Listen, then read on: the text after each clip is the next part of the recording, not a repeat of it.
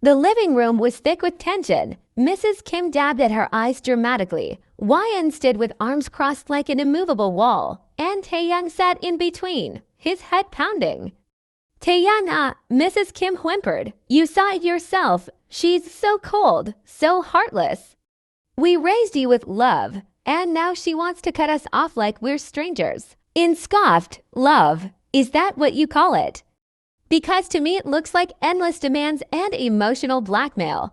YN, enough. Tae's voice thundered suddenly, startling them both. Mrs. Kim gasped. You're yelling at your own mother? And you, Tae snapped, pointing at YN, his tone sharp. You don't know when to stop.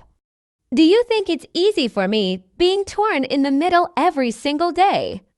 One side crying, the other side attacking. Do you think I'm made of stone?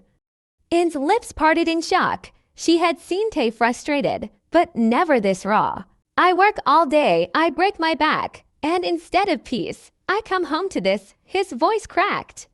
A war between the two women I love most. Mrs. Kim tried to interject, but Tae raised his hand, trembling with anger. No, Yamad, enough tears, enough guilt. You keep saying family, family, family, then why do you only see me as money? Am I your son or your bank? Her face drained of color. He turned to YN, his eyes softer but still pained. And you, I know you're right. YN, I know. But the way you say things so sharp, so cold, it cuts me too. Can't you see, every time you fight them, you're also hurting me? Silence crashed over the room. YN's eyes flickered, her mouth opening, but no words coming out. Mrs. Kim sat frozen, her tears suddenly drying at Tae's unexpected outburst. Finally, Tae sank into the sofa, his voice low and tired. I can't do this anymore. Not like this. Something has to change, or I'll break. The next morning, the house was unusually quiet, until the sound of a suitcase dragging across the floor echoed through the hallway. Taehyung came rushing out of his room, his tie half done. His heart stopped when he saw YN, her face set in stone, Taewoo clutching her hand, and bags lined up at the door. YN, what are you doing? He asked, panic rushing through his voice. She didn't even look at him as she adjusted Taewoo's jacket. What does it look like, Taehyung? I'm leaving. He grabbed her arm, desperate. No, you can't just walk out like this. In's eyes snapped to him, blazing with fury. I have to. Because clearly, you don't want to see what's right in front of you. You like being used, Tae. You like being their puppet while they drain you dry. And I can't raise my son in this circus anymore. Taewoo looked up at them, confused. Pa, his little voice broke the tension, but YN hugged him tighter. Behind them, Mrs. Kim and Minji stood in the doorway, watching. Mrs. Kim put on her best pained expression, clutching her chest. Igyu, look at her, leaving our son. Poor Taehyung, always caught in the middle. Minji leaned closer to Jihoo, smirking faintly. Good, let her go. Appa will stay with us now. YN, please. Tae's voice cracked, his hand trembling as it held her arm. Don't do this. Don't leave me like this. YN finally looked at him, her eyes glassy but her tone sharp. Then prove it, Tae. Prove you choose us, not them. Not their lies, not their fake tears, but you can't, can you? Her words sliced through him, leaving him frozen. She yanked her arm free, grabbed her bag, and opened the door. The morning air rushed in, cold and final. As she stepped out with Taewoo, Mrs. Kim rushed forward, putting a hand on Tae's shoulder.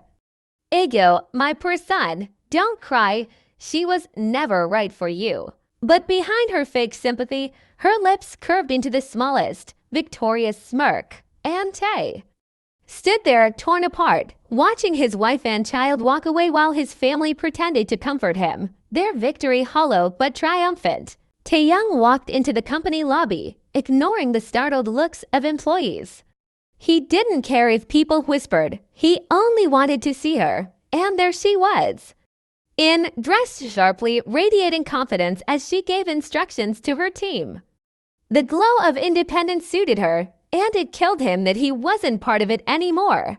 YN, he called softly, stepping closer. She froze for a moment, but then continued typing on her tablet as if she hadn't heard him. YN, please, talk to me, Tae begged, lowering his voice so only she could hear. Finally, she turned, her expression calm but distant. Mr. Kim, this is my workplace. If you've come here for personal matters, I'd suggest you wait outside. The formal tone pierced him like a knife. Mr. Kim, he repeated, his voice breaking. That's what I am to you now. Her lips curved into a bitter half-smile. Why, isn't that what your family wanted? For me to be nothing more than an outsider? He stepped closer, desperate, but she took a deliberate step back, holding her file tightly. Don't create a scene here, Taehyung. I have meetings. The employees nearby pretended not to watch, but every pair of ears strained to catch the conversation. YN straightened her shoulders, then walked away with confidence, leaving Tae standing in the middle of the office, humiliated, heartbroken, and powerless. As she disappeared into her cabin, Tae covered his face with his hand, whispering to himself, "How did I lose you like this?" The living room of the new company-provided house smelled faintly of fresh paint. Taehyung was playing with his toy cars on the carpet, while YN folded the last of her new shopping bags neatly into the cupboard. The doorbell rang. She opened it to see her parents, Mr. and Mrs. Lee, standing there with kind smiles. Appa, Amma, YN softened, hugging them tightly. They settled in, and after some light talk, Mr. Lee's expression turned serious. YN, your decision to move out like this. Was it really necessary? YN's jaw tightened. Yes, Appa, more than necessary. If you saw the way they drained him, you'd understand. Mr. Lee sighed. I agree, it's wrong for his grown-up siblings to treat him like an ATM, but YN? Parents are different. They gave him life, raised him. Isn't it his responsibility to care for them? YN let out a bitter laugh. Responsibility. Fine, but where does responsibility end and exploitation begin?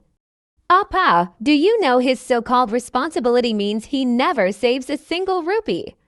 His own shirts, more than a year old. If I buy him clothes, his mother takes them and gifts them to her elder son. Same with his shoes, pants, even perfumes. He never keeps anything for himself. Her voice cracked. Tell me, is that caring for parents? Or slavery disguised as family love?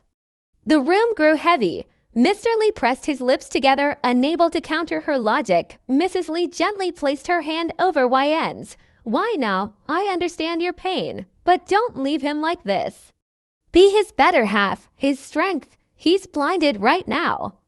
But one day he'll see the truth. Don't let go before that. YN blinked back tears, torn between anger and love. Emma.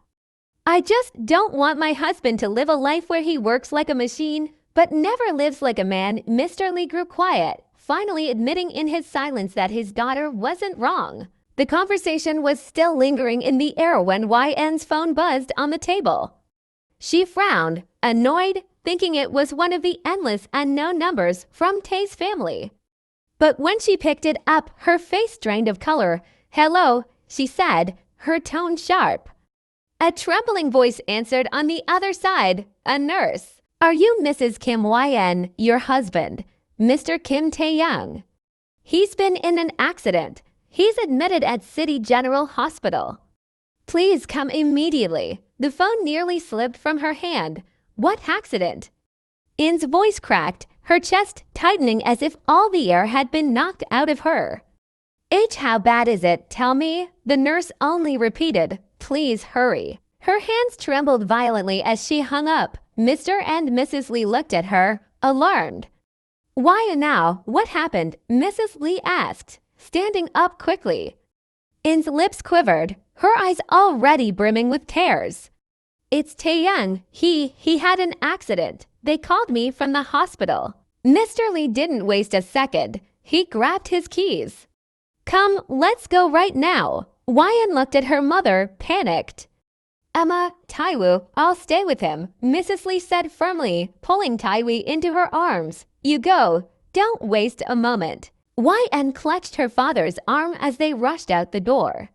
Her whole body felt weak, but her heart hammered with a single desperate prayer. Please let him be okay. Please don't take him from me. The sharp smell of antiseptic filled YN's nose as she rushed into the emergency ward with Mr. Lee. Her heart dropped when she saw Taehyung through the glass panel, unconscious. A bandage around his head, his arm in a sling, machines beeping steadily. Taehyung. YN whispered, tears spilling down her cheeks as her legs almost gave out. Mr. Lee caught her before she collapsed. The doctor stepped out, removing his gloves. Are you the wife? He asked. In nodded quickly, wiping her tears. Yes, how is he? Tell me he's going to be okay. The doctor sighed. He suffered a head injury and multiple fractures. He's stable for now, but the next 24 hours are critical. We need to keep him under observation. YN covered her mouth, trembling. Mr. Lee placed a hand on her shoulder to steady her. Just then, the doors burst open. The Kim family arrived. Mrs. Kim immediately started wailing loudly, while Minji and Jihu cried exaggeratedly, drawing attention. Oh, my son, my poor son, Mrs. Kim sobbed. But in the very next breath, she turned to the doctor. How much will the treatment cost? The doctor, a little startled, replied, We'll know more after further scans. It could be expensive. Mr. Kim clicked his tongue, muttering, expensive again. As if enough money hasn't gone already, YN froze, her teary eyes widening in shock. She looked at them, disbelief etched across her face. He's fighting for his life, and all you care about is the bill. Minji sniffled, her voice sharp. We're just being practical, so. Hospital costs don't pay themselves. YN's anger flared. Practical. He's not an ATM right now. He's your son, my husband. A father. Her voice cracked but grew louder. And if any of you dare reduce his life to money again, I swear I won't let you step near him. The corridor went silent, the Kims shifting uncomfortably. Mr. Lee stood tall behind his daughter, his protective presence making her words hit harder. YN pressed her palm against the glass, staring at Tae's still figure. Her voice softened, breaking. Wake up, Taehyung, please. I can fight the world, but not without you. The hospital room was dim except for the soft glow of the monitor by Taehyung's bed. Mr. Lee sat in a chair by the window, dozing lightly. In had fallen asleep on the edge of the bed, her fingers still wrapped around Tae's hand as if she was holding him to the world. Out in the corridor, two nurses were talking as they finished their rounds. Their voices carried through the half-open door. Nurse 1, poor guy, such a good man with such a stupid family.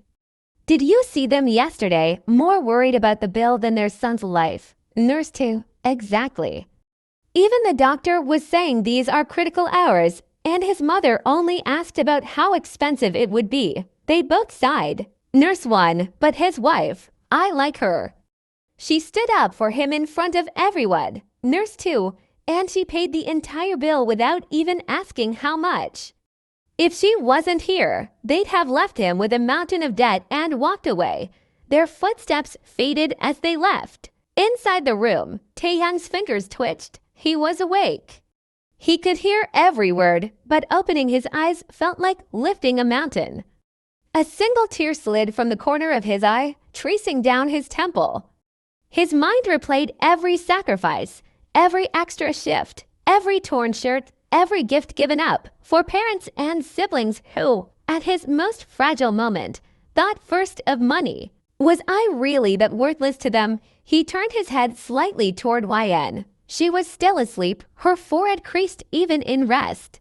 Her small hand on his was the only warm thing in the room. Another tear followed the first. For the first time, a crack formed in the wall of blind loyalty he had built around his heart. She's the only one who never left me.